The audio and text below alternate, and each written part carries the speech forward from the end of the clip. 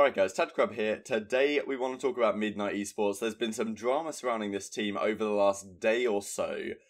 The players want to go to a different organisation, it does seem, and it really follows on from what I was talking about FaZe Clan yesterday. What should their next step be as an organisation? They may well have taken the next step to try and pick up these Midnight Esports guys, but the organisation, of course, doesn't want to bend over backwards and let them have their way with the players that they have on the squad. Of course, Envoy, Lamagod, Parzelion, Brack, and Jet Li.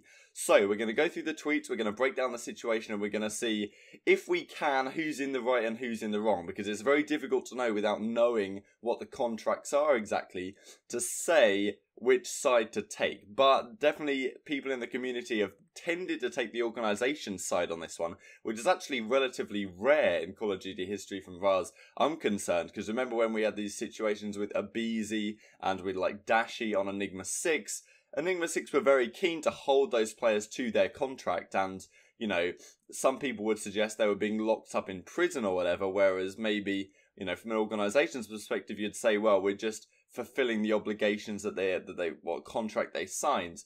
So it's always a difficult one in esports, and it's a very common thing. So like if you enjoy, subscribe if you are new, as always, and we'll hop right into this one. So I'm just going to bash through some tweets in basically the order they were tweeted, because it really does set the scene for exactly what's going on here. So Dylan Envoy is really the main protagonist, I guess, of the story. So a couple of days ago, he tweeted they're looking for an analyst and a sub for the league, and they'd get back to it once, you know, they talked over it with the squad a little bit more, which seems to imply they're going to stay with their organisation, does it not? Then we go to a Midnight Esports tweet from yesterday. We're excited to bring our current roster to Columbus. The rumours of our roster being available is untrue. Not really the best English. They're still under contract. The organisation is currently not accepting inquiries or buyouts of our roster. That's a very interesting one, because a lot of organisations will tweet this sort of thing. If we look at the amount of followers these guys have right now, 1,400-ish. When they went into the PLQ, they probably had like 800, I think, or some people were saying around that number. So this is obviously super helpful for them as an organisation, and to drag out this drama as long as possible, if possible, if they do actually want to eventually sell the team, which is kind of my inclination.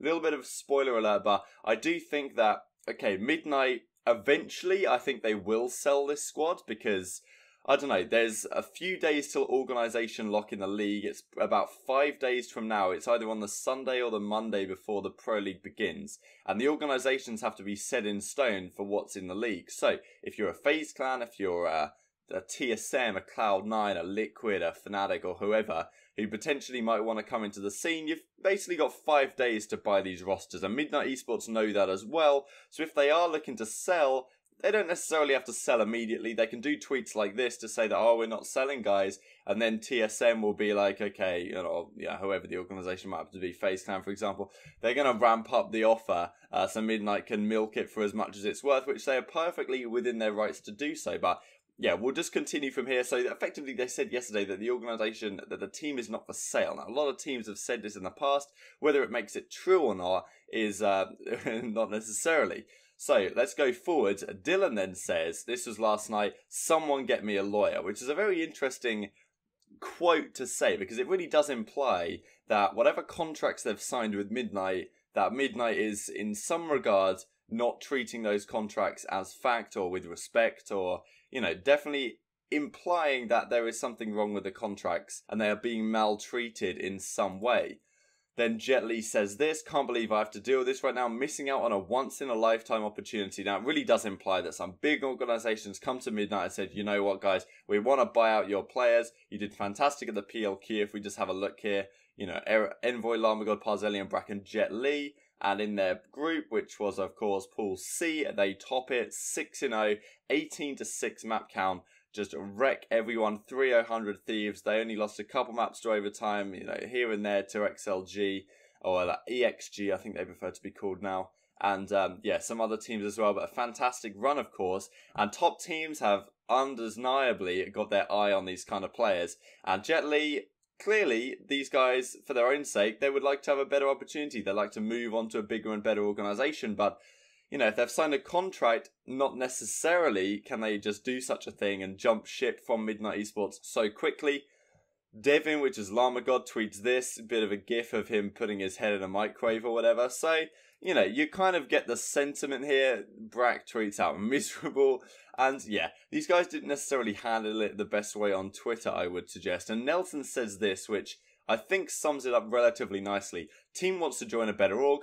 Org just wants a pro league spot. Fools are going to wake up tomorrow to Midnight Decimate. I'm pretty sure that's a joke or whatever. But the first sentence pretty much sums it up as far as I can tell.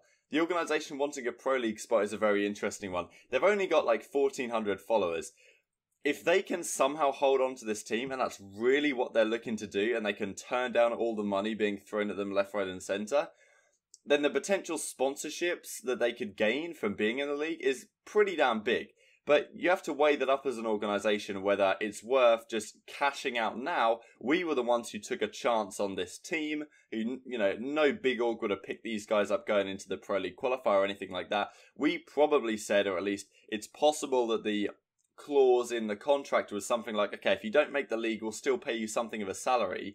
And now the players, having made the league, they're like, okay, let's get off to a better organisation, and maybe the players aren't the ones who want to stick necessarily to their contracts, especially if they didn't ask for a buyout clause, which is possible. If you sign a contract with a team like Midnight Esports, you know, you should definitely be aware that, okay, if we make a league, big teams are going to be wanting to buy us out. We should ensure we have some sort of buyout clause in our contract that we can just get bought out at a moment's notice. But if that's not the case, then it really is at the organisation's discretion as how things go down. Because, you know, if you sign a contract, after all, you did sign a contract. And not having a buyout clause implies, if that is the case, just speculating really. But if that is the case, then it probably shows some naivety from these players, which you can't be surprised about given how young these guys are. And never really dealt with this sort of situation before, I'm sure. But it also probably demonstrates that they weren't fully sure they were going to make the league. And that's one of the things here that, okay, a team like Team Spacely, they didn't sign with an organisation because they thought, okay, we'll make the league and then we'll get big offers. I do understand from these guys' perspective, thinking, okay, the likelihood is we probably won't make the league, and therefore it's better to sign with an organisation to guarantee some salary, even though their travel expenditure was paid for by MLG to the Pro League qualifiers. They didn't necessarily need an organisation, I would guess, but at the same time, it kind of makes sense to have one. Of course, though, if you're going to end up qualifying for the Pro League, it's not as simple as just leaving your organisation in the dust, where they were the ones that took the risk on you to try and bring your team up and give you a chance. And you have to feel indebted to some extent to an organisation, especially if that's what the contract actually implies. We don't know that for sure, but somewhat what I would assume. So let's go for a few more things here. This is a meme I saw on Reddit. I'll link this down in the description box below. Midnight, hey, if you sign with us for the rest of the year, we'll give you a little salary in case you miss the Pro League. Envoy and team signs the contract. Envoy. Or yeah, just Envoy, but we made the Pro League, so we don't really need you guys anymore, so just void the contract for us. And of course, Midnight are like, nah, why would we do this? So this is another thing that I saw on Twitter yesterday, Intel at Call of Duty. The Midnight owner, this tweet here was just at Adam Apicella saying something like, you know, DM, I have a question or something, but now been deleted. Kinney McGraw or whatever, the CEO of Midnight. He also liked this tweet. It wouldn't be esports without some players signing contracts then complaining when orgs hold them to it. So, I'm interested to hear your guys' thoughts on this situation. I did get an interesting comment on yesterday's video suggesting that maybe the CWL should introduce a minimum salary, which means serious orgs that are run properly would be in the league, the players would be paid well, and would stop players who sign contracts before the league getting screwed over. Because this is one thing that, you know, I completely understand both sides of the situation here for the Midnight guys, considering, okay, the Midnight guys want as much money as possible, they want a prestigious organisation as much as possible. FaZe Clan's definitely going to be paying them more than what Midnight Esports can manage. But at the same time, if they signed a contract, Midnight Esports are well within their rights to finish out that contract. And yes, it may not be in the best interest of your players, but you as an organisation were the one that took the chance on these guys and said, okay, we'll pay for, you know, whatever you need to get to this Pro League qualifier. We have faith that you're going to make it to the Pro League and do as best as you can for possible for our brand. It's not always as simple as just jumping ship when you turn out to be a pretty damn good team. Now, of course, if Midnight Esports do hang on to these guys, then there's probably going to be an element of resentment within the camp, which maybe will mean that they'll perform worse than they would have done if they get to move to a squad like FaZe Clan and play for an even more prestigious organisation. It's definitely a possibility, which is why I think that Midnight's strategy here, if they're smart about it, is probably just to hang on a few days when the organisation lock is like 1 or 2 days away, and then sell the team for the maximum amount they can get. They've got to be careful that these big organisations don't go over to a Space League, don't go over to another team and decide, okay, we'll just buy those guys, and then, you know, the Midnight Esports guys get left without a potential offer.